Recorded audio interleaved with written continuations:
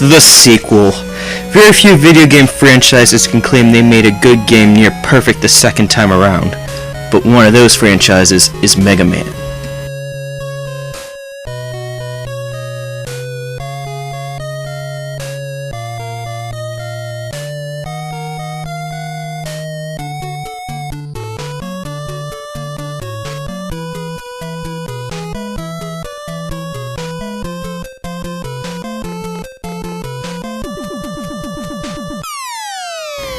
Mega Man 2 is widely considered to be the best out of the prolific series, and for good reason too.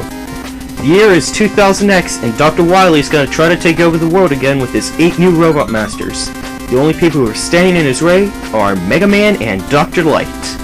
And that's it. That's the story.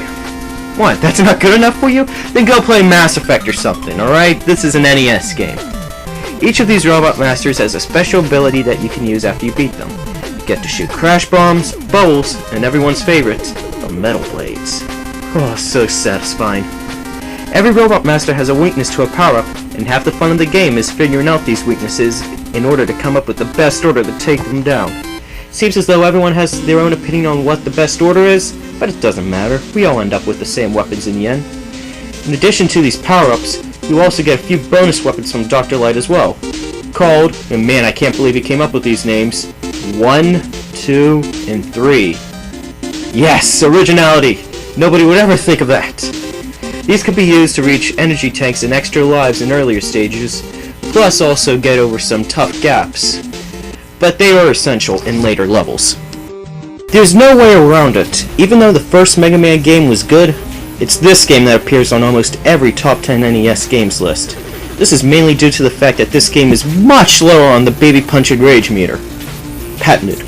Don't get me wrong, this game is anything but easy. There are some ridiculous jumps throughout, plus there are some tricky boss battles, especially whenever you get into Dr. Wily's fortress. But the fact that there are 2 difficult settings makes this game so much more playable. In addition to the 2 difficulty levels, collectible items such as energy tanks can be found and used to regain your health at whatever point you choose, making those battles in Dr. Wily's castle manageable. Most of the time.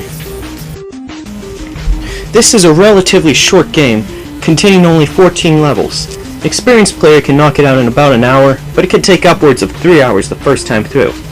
There is a password system, but if you run it on the Wii's Virtual Console, you can just use the Wii menu trick.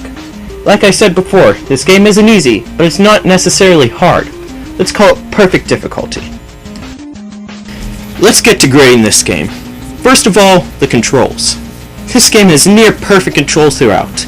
Sure, the metal blades can act up occasionally, but it doesn't matter. I mean, it doesn't ruin the experience at all. Jumping is really easy, and using the Mega Buster makes it so anyone can pick up and play. Control gets an easy 10 out of 10. Next up is graphics. The graphics are crisp and clear, especially in the Robot Master stages. I always love Flashman's stage. Graphically, that is. However, this game does have occasional flickering issues, but that's mainly because there's so much on screen at the time. But, you know, the flickering does prevent it from getting another 10, but it's well deserving of a 9.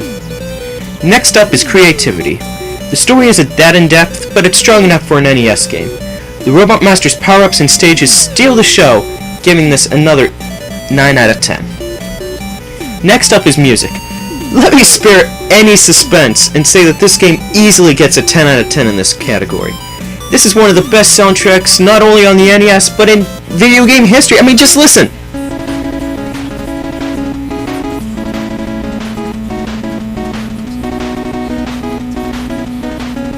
Yeah, easy, 10 out of 10. I mean, how many covers have there been of Dr. Wily's Castle Stage 1? It boggles the brain! I could literally listen to it all day. Finally, fun. I enjoyed every moment of this game, even the times whenever I screamed at my TV because I was a hair too late with my jump. This is one of my favorite side-scrollers and games of all time. It gets another 10 out of 10, meaning that this game gets a 48 out of 50, or 9.6. If you don't own this on the Virtual Console yet, or have the Anniversary Edition for the GameCube or PS2, it's $5 well spent. No, let me rephrase that. This game is an easy must-own. No, one more time. Buy the game!